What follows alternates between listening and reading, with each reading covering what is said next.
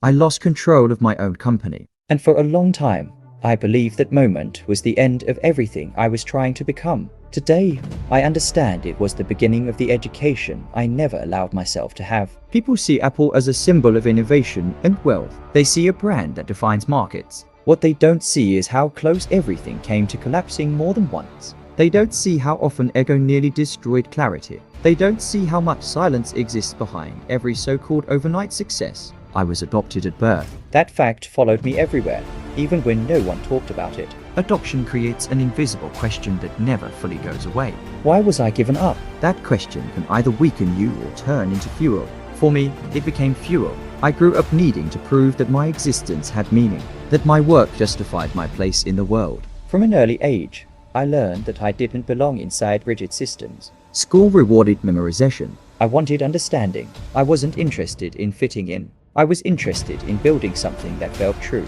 The discomfort with novel paths pushed me toward technology. Not because I loved machines, but because I saw them as extensions of human creativity. When I met Steve Wozniak, everything changed. He had raw technical brilliance. I had vision. Alone, neither of us would have built Apple. Together, we created alignment between engineering and imagination. That alignment is rare. Most companies never achieve it.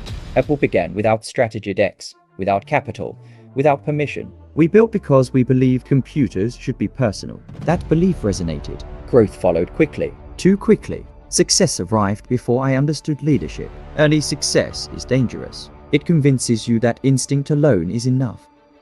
It makes you believe intensity equals competence. I pushed people relentlessly. I demanded perfection without building systems that could sustain it. At the time, I thought pressure created excellence. Over time, I learned it creates fear, burnout, and fragility. As Apple grew, my flaws grew with it. The Apple III failed. The Lisa failed, not because the ideas were wrong, but because execution lacked discipline. Vision without operational clarity becomes chaos. I didn't understand it yet.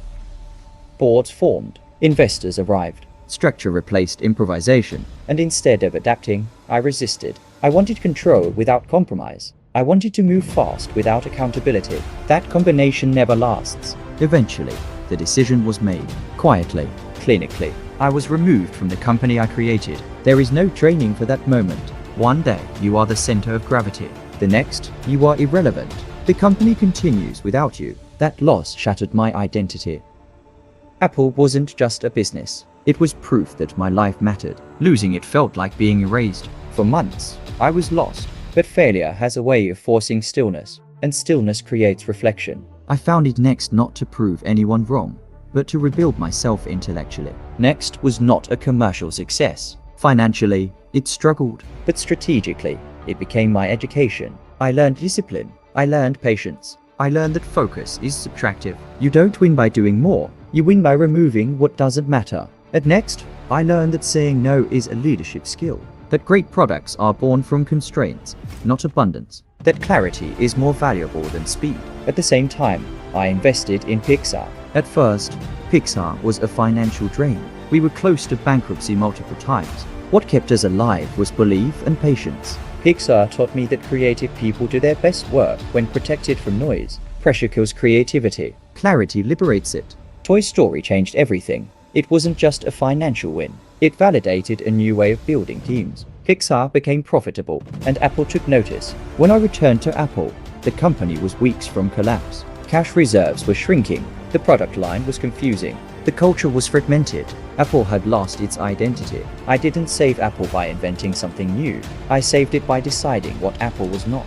I cut nearly 70% of projects. People thought I was reckless. I wasn't. Complexity destroys companies faster than competition. Simplicity restores speed, focus, and trust. Financially, this was the real turnaround. Costs dropped. Inventory simplified. Margins improved. Apple stopped chasing volume and started protecting value. Design became differentiation. Differentiation restored pricing power. The iMac wasn't just a computer. It was a signal. A signal that Apple knew who it was again. The iPod wasn't just a device. It was an ecosystem. The iPhone wasn't just a phone.